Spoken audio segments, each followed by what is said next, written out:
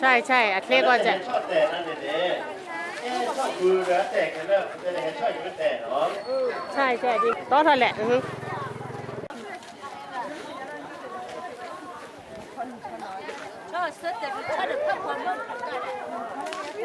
กระสอบคืนล่ะครับผมครับพระเจ้าอวยพรไหมฮะ